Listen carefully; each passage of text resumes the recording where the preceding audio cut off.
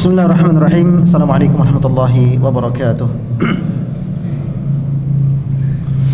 Alhamdulillah wassalatu wassalamu ala Rasulillah, amma ba'd. Jemaah sekalian yang semoga senantiasa dirahmati Allah Subhanahu wa taala. Di pertemuan kita sebelumnya kita telah berkisah bagaimana ketika Nabi sallallahu alaihi wasallam mengumumkan lewat Umar bin Khattab bahwa kita akan pulang, ya, kata Nabi, inna qafiluna ghadan insyaallah, ya, besok kita akan pulang insyaallah. Maka mereka membantah perintah Nabi ini, ya, nadhhabuhu wala naftahuhu, kata mereka, ya, kita tinggalkan benteng Taif ini sementara kita belum berhasil membukanya. Maka kata Nabi, ya sudah, kalau mau perang besok kita perang lagi. Ternyata apa yang terjadi? Kaum muslimin masih kalah, ya. Dan saya sudah jabarkan faedah-faedah pelajaran yang bisa kita petik. Ketika Nabi kasih yang mudah, mereka malah cari yang sulit, ya. Dan ternyata penyakit seperti ini juga menimpa apa? Kaum muslimin zaman sekarang, ya. Islam sudah kasih yang mudah, agama sudah kasih yang mudah, tuntunan syariat Islam itu simple, mudah, enggak ribet, enggak ruwet, begitu, ya. Malah dicari yang apa? Yang ruwet, yang bikin ribet, yang menjadikan mereka jadi berat. Uniknya, ketika ada syiar Islam yang sedikit berat, mereka apa? Malas dan protes, ya. Nah, inilah penyakit apa? Umat ini. Dan penyakit ini sebenarnya adalah penyakit turunan dari apa-apa yang kita tiru dari penyakitnya orang-orang Bani Israel, ya. Disuruh sembelih sapi betina, mereka cari yang sulit. Sapi betina spek yang kayak apa, warna apa, ukurannya seperti apa, kriterianya macam bagaimana. Akhirnya mereka menyulitkan diri mereka sendiri.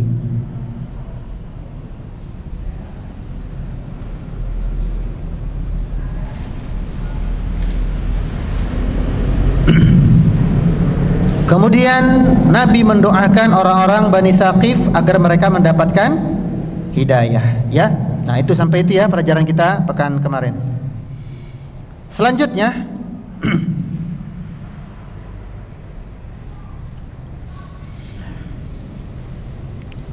qismatul ghanaim bil ji'ranah,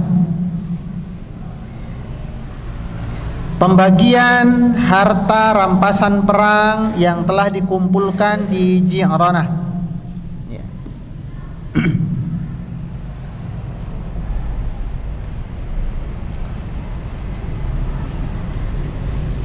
Penulis berkata, walamma 'adun Rasulullah sallallahu alaihi wasallam ba'da raf' al-hisari 'an at-Taif makatha bil Ji'ranah bidai asyrati lailah la yuqassimul ghanaim, ya. Selepas perang Taif, Nabi tidak membagi-bagikan harta ghanimah perang sampai kurang lebih 14 malam, ya, sampai kurang lebih sampai kurang lebih 10 hari 10 malam. Jadi belum ada proses pembagian harta rampasan perang. Apa tujuan Nabi? Kenapa harta rampasan perangnya nggak segera dibagi-bagikan? Maka sebenarnya yang Nabi inginkan adalah yabtaghi ay yuqaddimu alaihi hawazin. Yang Nabi inginkan adalah orang-orang Hawazin yang Nabi perangi di Taif itu ke Ji'ranah. Ngapain? mereka mengambil harta mereka yang dirampas kaum muslimin, namun diiringi dengan pernyataan masuk Islam. Sebab kalau mereka masuk Islam, harta-harta mereka yang sudah dirampas kaum muslimin itu ya sudah dikembalikan kepada mereka. Makanya Nabi tahan. Begitu besar keinginan Nabi supaya orang-orang Hawazin, Thaqif ini masuk Islam. Sampai Nabi tunggu 10 hari. Hari pertama, hari kedua, itu para prajurit sudah kasak kusuk. Kapan dibagi nih? Ya. Hari keempat, hari kelima tambah kasak kusuk. Nabi diam aja. Nabi melihat wajah-wajah para sahabat waktu itu yang penasaran, yang menunggu-nunggu. Tapi Nabi diamkan. Nabi pura-pura tidak melihat keadaan mereka. Hari yang ke-9 belum dibagi. Hari yang ke-10 belum dibagi. Nabi mengarahkan pandangannya ke arah Taif.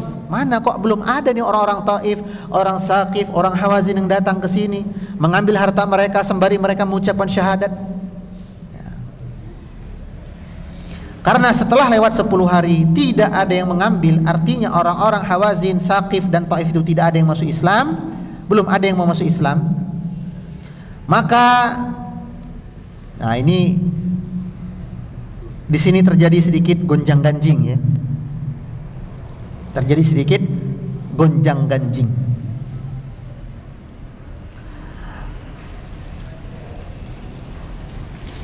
Fabadda'a biqismatil mal, maka Nabi pun akhirnya memulai pembagian harta rampasan perang tersebut. La yaskutul mutalla'ina min ru'usil qabail wa asyrafu Makkah. Nabi banyak membagi-bagikan harta rampasan perang itu kepada orang-orang yang baru masuk Islam, terutama dari ketua-ketua kelompok mereka. Ya, terutama untuk ketua-ketua adat mereka, pemimpin-pemimpin suku mereka, pemimpin-pemimpin kabilah mereka, wa asyrafa Makkah, dan tokoh-tokoh kota Mekkah. Ya, jadi orang-orang mu'allaf yang banyak dapat. Orang-orang yang belum ada jasanya kepada Islam, belum ada. Orang-orang yang baru masuk Islam di hari itu, atau yang baru masuk Islam sebulan lalu, 3 bulan lalu. Untuk apa? Fakanal mu'allafatu qulubuhum aula min a'ti wa haddi bil ansatil jazililah. Katanya penulis, karena yang Nabi harapkan adalah mu'allafatu qulubuhum. Apa artinya mu'allaf? Orang yang hatinya ingin ditundukkan. Ya. Hatinya itu supaya ditundukkan kepada Islam, didekatkan kepada Islam. Dan agar mereka semakin tertarik kepada agama Islam. Maka wa'ata Aba Sufyan ibni Harbin arba'ina uqyah. Maka Nabi memanggil Abu Sufyan. Ya, Abu Sufyan kan baru masuk Islam ketika Fatu Makkah, ya kan? Belum ada setahun.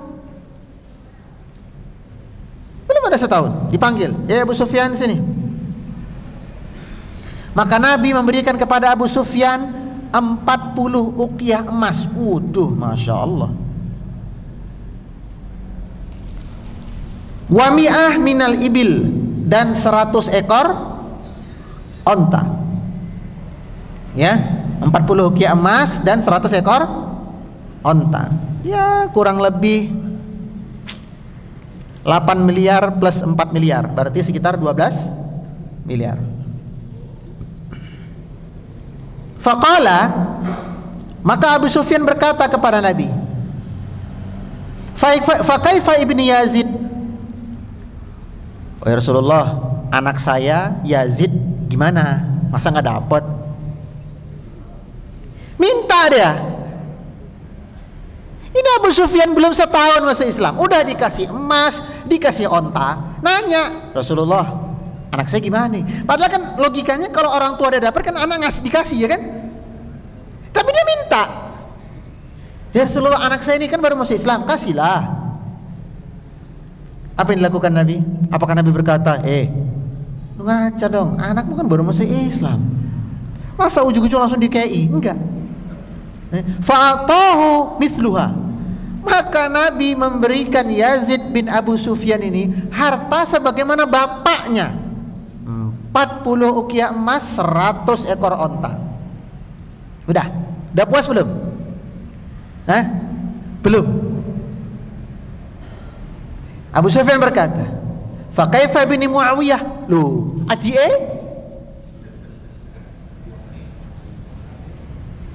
masuk kakang Mas Pak, kok cemburu?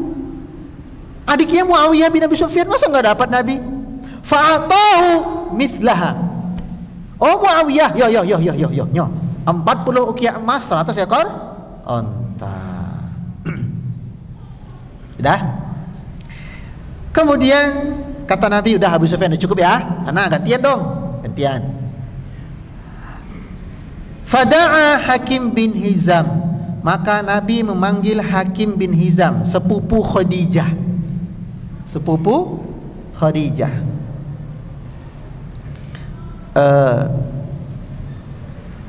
Apa jasa Hakim bin Hizam? Dia kan mu'alaf baru masuk Islam, ya kan? Jasa Hakim bin Hizam justru terjadi ketika dia belum masuk Islam.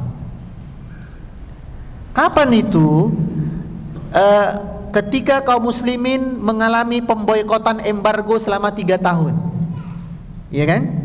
Waktu itu banyak anak-anak yang mati kelaparan, hewan ternak mati kelaparan karena di embargo, diboikot. Mereka diisolasi di lembahnya Abu Thalib. Yang gara-gara itu Abu Thalib kemudian sakit, kemudian meninggal kan? Nah, itu mereka tuliskan di sebuah piagam. Piagam pemboikotan. Muhammad dan kawan-kawannya serta kabilahnya gak boleh kita transaksi sama mereka, baik jual beli, pinjam meminjam, sewa menyewa, kontrak mengontrak, hadiah, hibah, sedekah, gak boleh. Kemudian kaumnya Muhammad dan suku-suku kabilahnya itu gak boleh kita ajak bicara, gak boleh kita nikahkan, gak boleh. Kasihan banget. Nah, lalu mereka tempel itu di dinding bagian dalam Ka'bah. Piagam kezaliman ditempelkan di Ka'bah, coba. Maka setelah 3 tahun, Hakim bin Hizam yang melihat suami dari sepupunya kan Khadijah ya, melihat suami dari sepupunya ini menderita bersama kawan-kawannya, bersama kabilahnya, bersama sukunya, baik sukunya itu sudah masuk Islam maupun yang masih musyrik, tapi tetap diboikot gara-gara satu suku dengan Nabi. Hakim bin Hizam gak terima dia. Setelah 3 tahun hatinya berontak. Dia mengajak 4 orang kawan-kawannya. Mereka bersepakat untuk merobek piagam tadi. Lalu ditentang oleh Abu Jahal nih. Jadi Hakim bin Hizam datang kepada Abu Jahal, saya udah gak setuju lagi dengan piagam itu sejak awal. Saya mau robek. Loh, kamu kan sendirian, gak ada yang membela kamu. Tiba-tiba datang kawannya yang belakang, 1. Nih kami berdua, cuman berdua. Datang lagi 3, 4, 5 orang. Lalu diikuti oleh kawan-kawan mereka yang lain. Lalu Hakim bin Hizam berkata kepada Abu Jahal, saya akan merobek itu piagam kezaliman. Ketika Hakim bin Hizam masuk ke dalam Ka'bah, ya, hendak merobek kertas piagam tadi, terbuat dari kulit, mohon maaf ya. Ternyata apa? Ternyata sebahagian piagam tadi sudah dimakan oleh rayap. Mana yang dimakan? Yang dimakan adalah setiap kata-kata dan kalimat yang mengandung kezaliman, hilang. Yang tersisa adalah kalimat-kalimat yang bagus dan nama-nama Allah yang dituliskan di situ. Betapa kagetnya Hakim bin Hizam. Udah? Lalu dia ambil piagam tadi, dia bawa keluar di depan orang-orang Quraisy, dia apa? Dia robek. Nah, ini jasanya Hakim bin Hizam. Jasa yang kedua apa? Jasa yang kedua adalah Hakim bin Hizam punya budak yang bernama Zaid bin Harithah. Maka ketika Khadijah menikah dengan Rasulullah SAW, hadiahnya apa? Tuh budak. Dikasih nih, engkau menikah ya Khadijah ya, nih hadiahnya, aku hadiahkan seorang budak untukmu, Zaid bin Harithah. Baik ini Hakim bin Hizam. Maka ketika dia masuk Islam di hari itu, ya, mohon maaf, di Fatu Mekah, ya, baru 3 bulan masuk Islam, maka Nabi memanggilnya, ya Ibnu Hizam, wahai Ibnu Hizam, ta'al, sini dulu. Lalu wa'ata Hakim bin Hizam mi'ah minal ibil. Hakim bin Hizam Nabi berikan 100 ekor unta. Thumma sa'aluhu mi'ata ukhra. Ternyata Hakim bin Hizam merasa belum cukup. Dia minta 100 lagi. Rasulullah, masa cuma 100? Abu Sufyan dapat emas. Saya kan nggak dapat, kasihlah lagi. Oh ya. 100 lagi, kasihkan. 200 ekor unta. Ya. Fa'atahu iyah. Maka Nabi berikan 100 ekor lagi. Wa Safwan bin Umayyah. Nah, Safwan bin Umayyah ini dedengkot ini, musuh ini dulu nih. Baru masuk Islam juga hari itu. Dipanggil Nabi, Safwan, sini. Ini Safwan ini benci banget dengan Rasulullah. Karena apa? Karena bapak dia, kakak laki-laki dia mati di perang Badar. Dia sebenarnya masih ada dendam dengan Nabi ini. Tapi karena ayolah terpaksa masuk Islam. Karena nama dia masuk daftar most wanted. Kata Nabi, Safwan bin Umayyah, di mana kalian temui wajib dibunuh. Lalu Nabi berubah, dibela oleh saudaranya yang lain. Nah, Safwan baru masuk Islam dipanggil, wa ta Safwan bin Umayyah mi'ata minal ibil. Kemudian Nabi memberikan kepada Safwan ini 100 ekor unta. Faqala, Safwan berkata, ya Rasulullah, tambah 100 lagi. Fa'atahu, Nabi kasih lagi 100. Dia kata lagi, ya Rasulullah, tambah 100 lagi. Fa'atah, Nabi kasih 100, berarti 300 ekor unta, 24 miliar. Udah bisa bangun kos-kosan ini, ruko, kos-kosan, bahkan mungkin bangun pabrik ini, 24 miliar.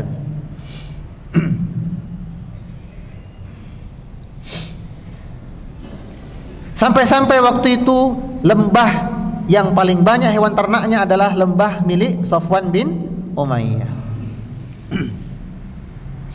Wa'ata Al-Harith bin Kildah mi'ah minal ibil. Al-Harith bin Al-Harith juga dikasih. Ini bapaknya dulu dedengkot kafir Quraisy, baru masuk Islam hari itu dikasih 100. Wa kadzalika ata min ru'usan Quraisyin wa ghairiha mi'ah minal ibil. Dan tokoh-tokoh Quraisy yang lain dikasih 100.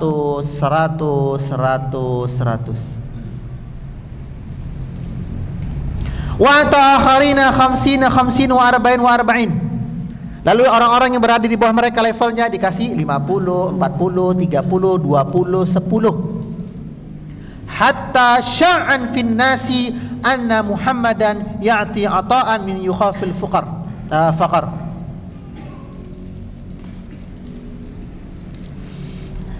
Sampai-sampai waktu itu, ya, dari mulai yang kaya sampai yang miskin semua mendapatkan harta ghanimah. Sampai-sampai mereka mengatakan tentang Nabi, ini Muhammad ini orang yang gak takut miskin ini. Masa semua harta dikasih kepada kita? Sehingga mereka tersiar kabar, Muhammad itu gak takut miskin, kalian datang aja sama dia, dikasih kalian nanti. Maka manusia itu antre kayak antrean apa? Sembako. Sampai Nabi itu apa? Terhimpit Nabi. Tapi Nabi gak marah. Cuma Nabi bilang apa? Sabar, antri dulu, antri. Dapat semua. Bahkan ada orang Arab Badui yabtalunal mal, meminta harta kepada Nabi, kemudian menarik selendang Nabi sampai apa? Berbaretlah pundak Nabi, ya. Maka Nabi berkata, ayyuhan nas, wahai orang-orang, raddu ala riddai, kenapa selendangku pun kalian ambil? Selendang Nabi dia ambil sama mereka. Oh, aku entah gak dapat, minimal selendang dapat gitu loh. Oke, gua istilahnya apa? Saya nggak dapat beras, minyak goreng harus dapat. Minyak goreng nggak dapat, mbak kudu dapat. Minyak goreng nggak dapat, beras nggak dapat, telur nggak dapat, gula. Meskipun awakku diabetes, yang penting jupuk.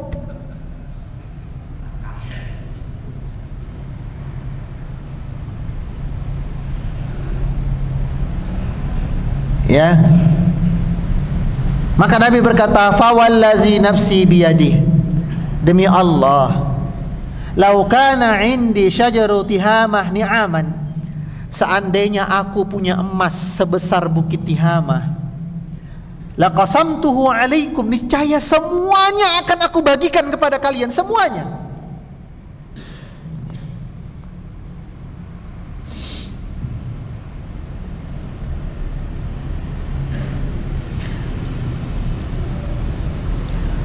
Nah, ternyata ya, bagaimana cara Nabi memberikan dan membagi harta ghanimah tadi? Satu sisi menyenangkan orang-orang yang baru masuk Islam secara khusus, dan menyenangkan orang-orang Mekah secara umum. Tapi Nabi tidak memberikan secuil pun kepada orang-orang Ansar. Gak dapat. Orang Ansar cuma jadi penonton waktu itu. Padahal coba kita flashback kembali kisah Nabi. Dulu siapa yang mengusir Nabi? Quraisy Mekah, betul? Siapa yang memfitnah Nabi? Quraisy Mekah. Siapa yang mengatakan Nabi itu orang gila? Quraisy Mekah. Siapa yang menuduh Nabi sebagai seorang penyihir? Quraisy Mekah. Siapa yang meletakkan kotoran onta di tengkuk Nabi? Quraisy Mekah. Siapa yang meletakkan kotoran domba di panci Nabi untuk memasak? Quraisy Mekah. Siapa yang berencana untuk membunuh Nabi? Quraisy Mekah. Siapa yang akhirnya mengusir Nabi? Quraisy Mekah. Siapa yang berencana untuk mengejar Nabi untuk dibunuh ketika perjalanan pelarian menuju Madinah? Quraisy Mekah. Siapa yang memerangi Nabi ketika perang Badar? Quraisy Mekah. Siapa yang memerangi Nabi ketika perang Uhud? Quraisy Mekah. Siapa yang memerangi Nabi ketika perang Khandaq? Quraisy Mekah. Siapa yang mendorong orang-orang Yahudi untuk melawan Nabi? Quraisy Mekah.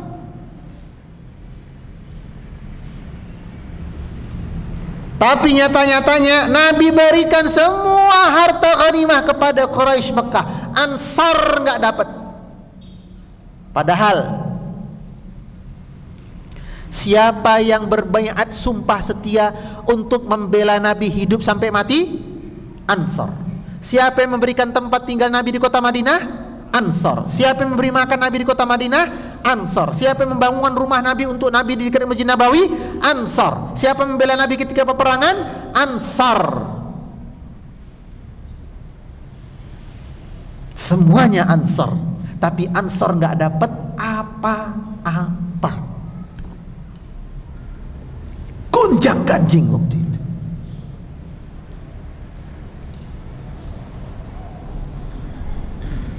Maka mereka bisik-bisik sesama mereka. Wah, kok kita nggak dapat apa-apa? Loh. Itu baru masuk Islam hari ini, detik ini malah dapat. Loh. Kok Nabi hanya memberikan kepada anggota keluarganya, satu sukunya, satu kabilahnya, satu tanah kelahirannya, satu kota Mekahnya. Lah kita kok nggak dapat ini? Jadi gonjang ganjing. Diriwayatkan oleh Imam Ibnu Ishaq dari Abu Sa'id Al-Khudri. Dia bercerita, lamma a'ta Rasulullah sallallahu alaihi wasallam ma'ata min ghanaim. Tatkala Nabi sudah selesai membagi-bagikan harta rampasan perang, ghanimah dari perang Taif, fi Quraisyin wa fi qabailil Arab, kepada orang-orang Quraisy dan kepada ketua-ketua adat kabilah Arab.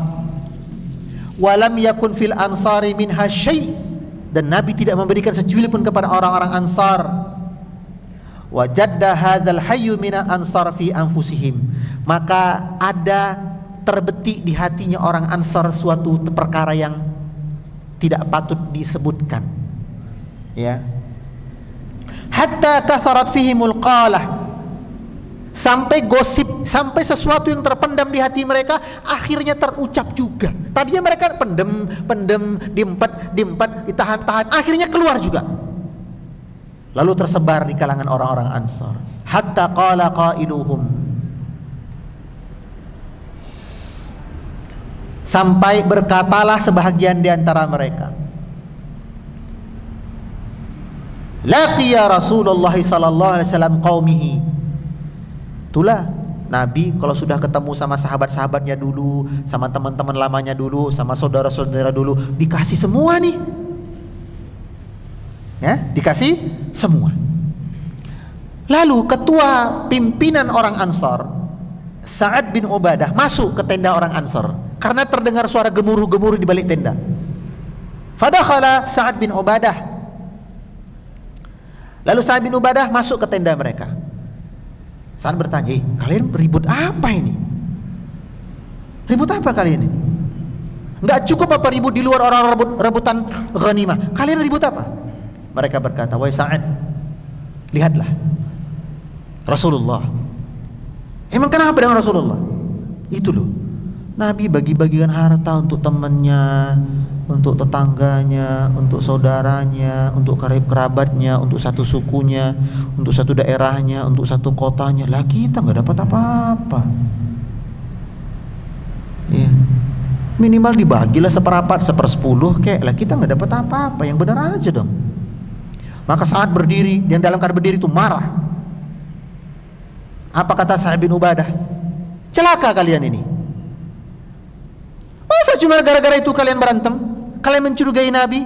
Kalian kasak kusuk? Kalian menggunjing? Kalian berghibah di belakang Nabi? Kata mereka, enggak, kami enggak ghibah. Cuman kenapa kita sedikit pun enggak dapat itu loh? Iya. Kalaupun kita dapat 1 onta, 10 onta, enggak masalah, yang penting dapat. Masalahnya 1 bulu onta pun kita enggak dapat. Itu masalahnya, wahai Sa'id bin Ubadah. Lah terus kalian mau apa? Tolong temui Nabi. Ya enggak mau, saya malu. Kalau kalian mau, sana temui Nabi. Saya enggak mau. Mereka juga malu. Ini ya. Satu sisi mereka mau minta, sisi yang lain mereka khawatir. Mereka takut dengan wibawa Nabi sallallahu alaihi wasallam. Oh enggak lah. Ya kalau enggak mau ya sudah. Tapi saat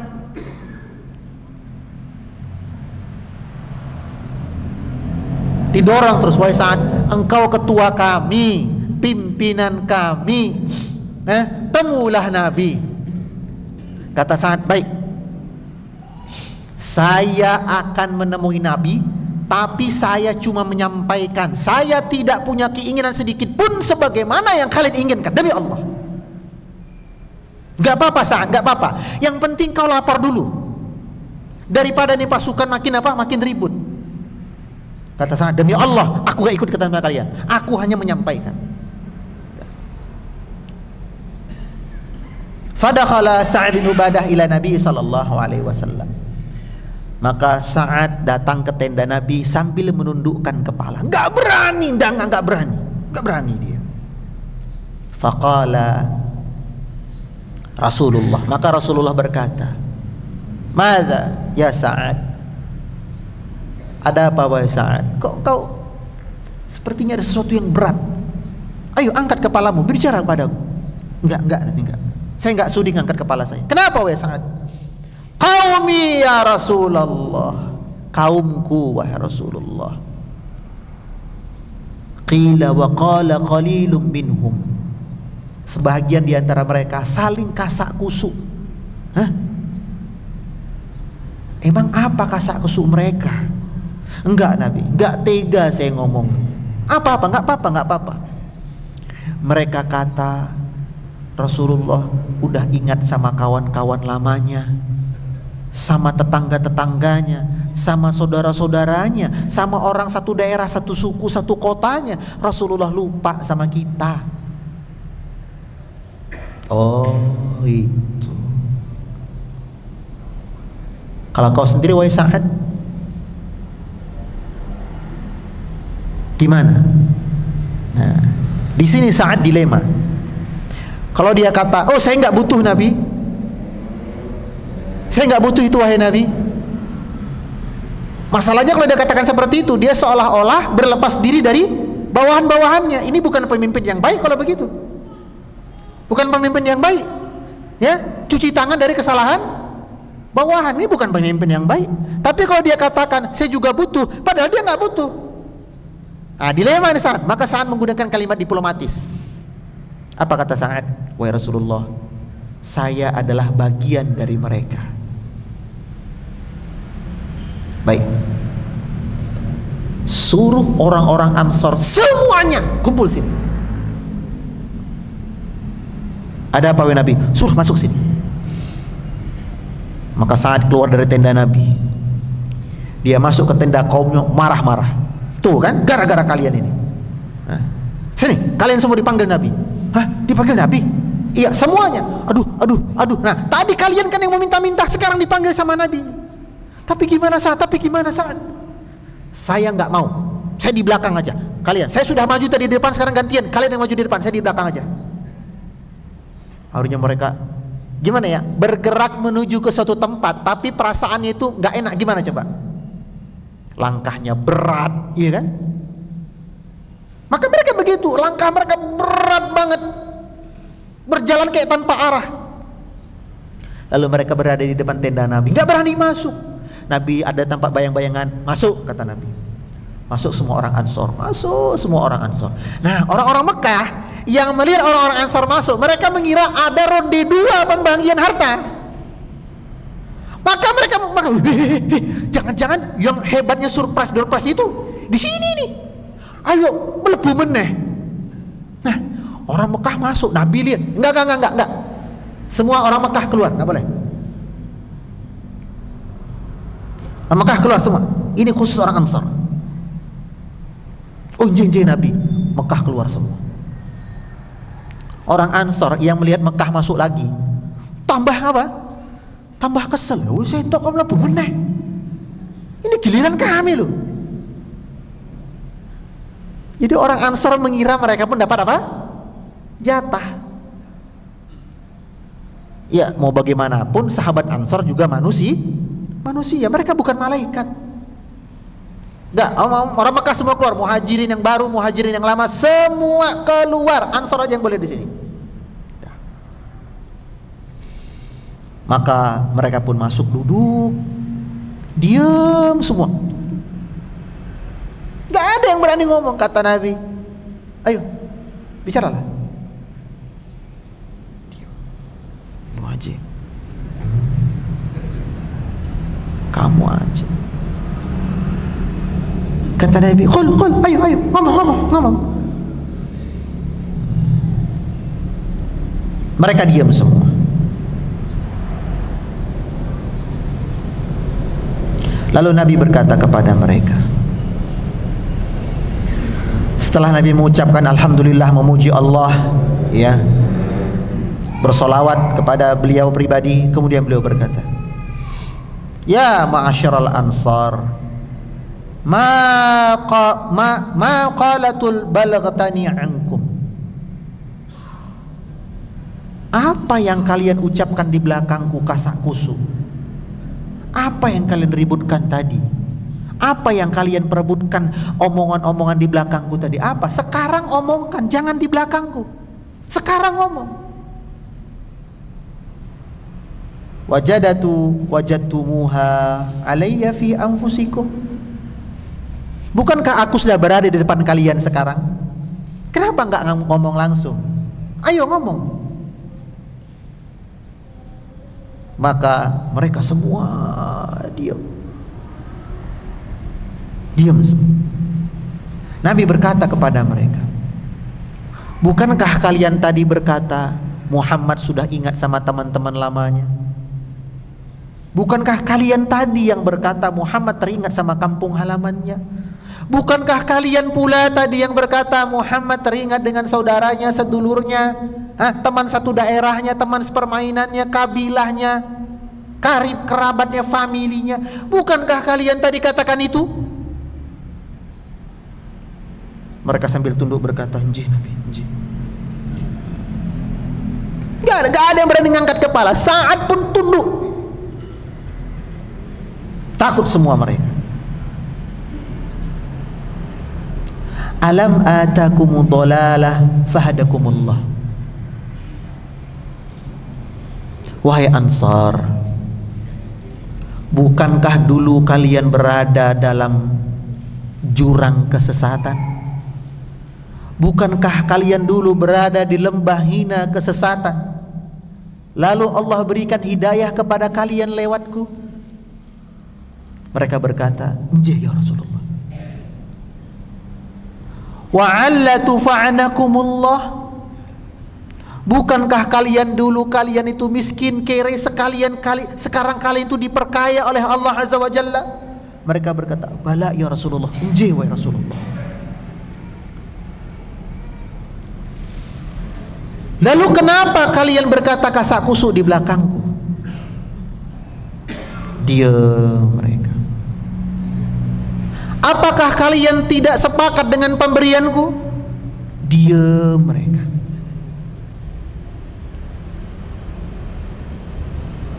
Ala tujibuni ya ma'asyiral ansar. Ayo jawab. Jawab wahai orang Ansar. Bukankah kalian dulu tersesat lalu dapat hidayah? Bukankah kalian dulu fakir lalu dapat kekayaan? Bukankah kalian dulu berpecah belah, perang saudara lalu Allah damaikan? Bukankah kalian dulu saling membenci lalu Allah bikinkan kalian saling mencintai? Dia mereka jawab, kata Nabi. Gak ada yang berani menjawab. Ala tujibuni. Kenapa kalian gak jawab? Lalu mereka berkata, mereka berkata, "Bimadza tujibuka ya Rasulullah?" Wahai Rasulullah, dengan apa kami harus menjawab pertanyaanmu wahai Rasulullah? Maka Rasulullah berkata, kalian tinggal bilang kepadaku di sini saat ini juga, aku ada di depan kalian. Tinggal ngomong aja, wahai Rasulullah, bukankah engkau dulu terusir dari kampung halamanmu, lalu kami yang menampung? Mendengar ucapan Nabi, pecah dada mereka. Pecah dada mereka. Kenapa kalian gak katakan, wahai Muhammad, dulu engkau gak punya tempat tinggal, kami yang kasih tempat tinggal. Dulu kau gak punya pasukan, kami yang menjadi pasukanmu. Kenapa kalian gak katakan itu? Diam mereka. InsyaAllah kita lanjutkan setelah azan isya ya.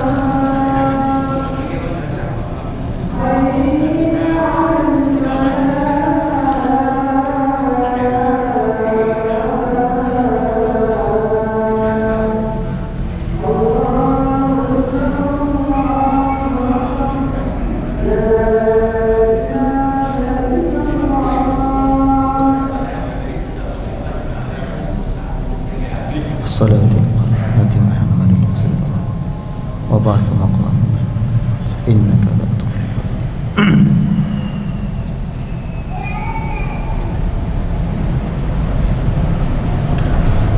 Maka ucapan-ucapan Nabi tadi benar-benar menghunjam dan memecahkan jiwa orang-orang Ansar.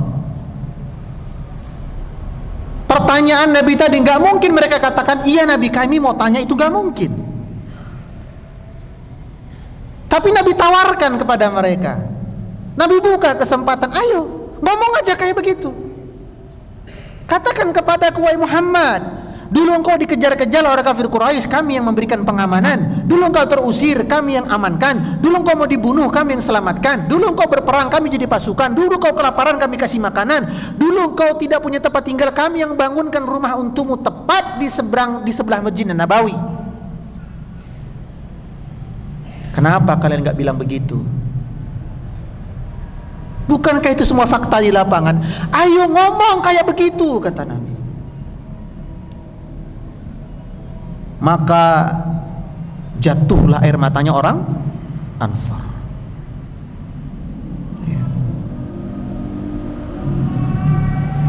3 menit paling menginspirasi dalam hidup mereka. Katanya para ulama, dialog ini hanya terjadi kurang lebih sekitar 10-15 ayat kalau kita baca Quran. 3 menitan. Tapi kata Sa'ad bin Ubadah, 3 menit ini adalah 3 menit paling berharga dalam hidupku setelah aku berbaiat masuk Islam. Ketika Nabi berkata kepada kami, wahai Muhammad, bukankah dulu engkau terlantar, kami yang menyelamatkan? Kau tak punya pasukan, kami yang membela. Kau kelaparan, kami yang kasih makan. Maka gemuruh Ansor yang tadinya kasak kusuk ngomong harta berganti menjadi degup-degup di dada mereka menahan isak tangis. Ya ma'asyiral Ansar, kata Nabi,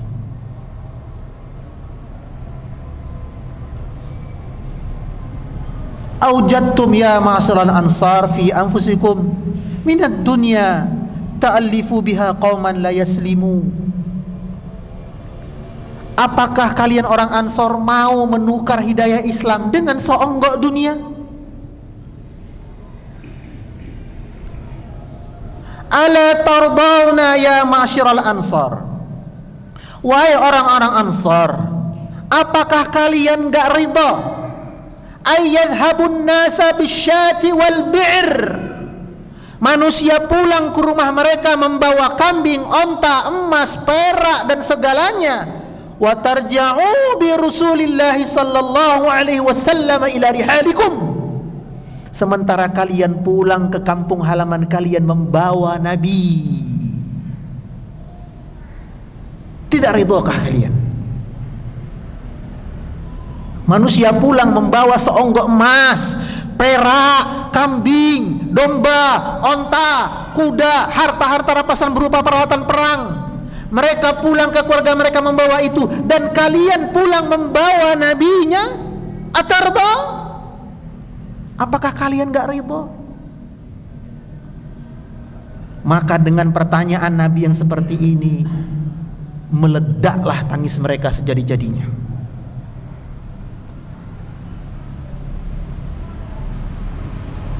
Lalu Nabi berkata kepada mereka, fawalladzi nafsi biyadihi, demi zat yang jiwaku berada di tangannya,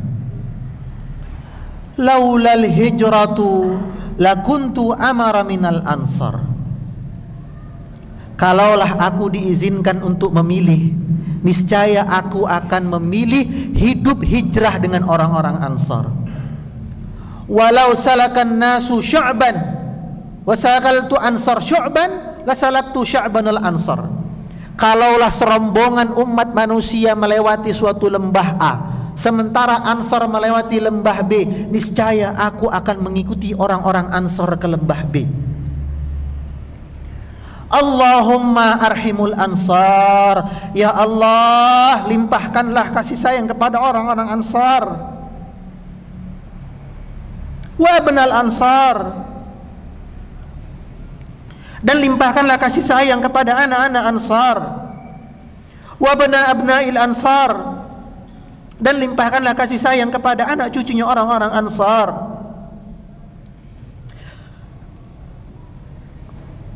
Fabakiyal qaum hatta akhsilul hamim, maka menangislah orang-orang Ansar sampai basah sarung mereka. Mereka ridha membawa Nabi ke rumah mereka. Wa qalu, mereka berkata, radiduna ya Rasulullah,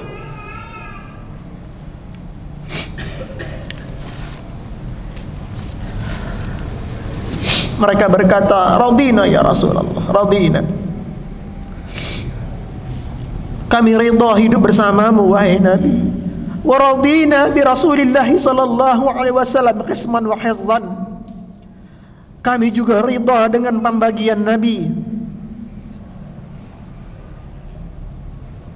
Sungguh manusia membawa harta sementara kami membawa nabinya.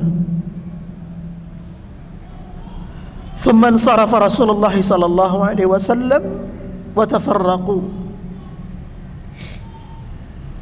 Kemudian Nabi membalikkan badan kemudian berdoa kepada Allah agar Allah merahmati orang-orang Ansar.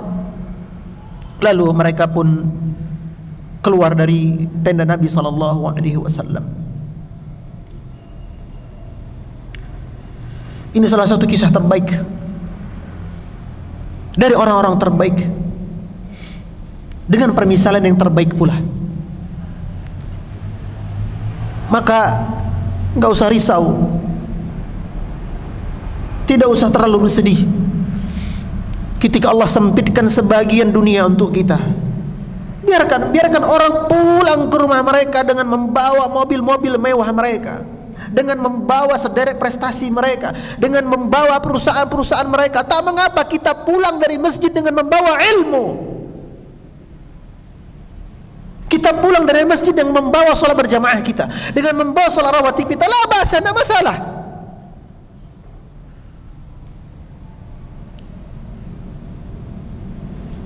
Orang pulang dari sebuah tempat dengan membawa makanan, dengan membawa door prize, dengan membawa wanita-wanita mereka. Kita pulang dari masjid membawa hidayah.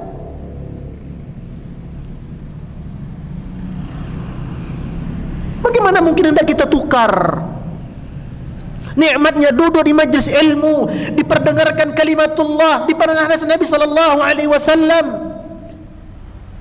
kisah-kisah yang menggugah jiwa, menyadarkan iman, melalaikan apa-apa yang membuat kita lalai, lalu kita sadar, Masya Allah, sungguh rezeki di majelis ilmu ini tidak Allah berikan kepada setiap orang. Maka tidak perlu terlalu risau dengan sempitnya dunia. Wallahu ta'ala alam. Barakallahu fik. Subhanakallahumma wa bihamdika asyhadu an la ilaha illa anta astaghfiruka wa atubu ilaik. Assalamualaikum warahmatullahi wabarakatuh.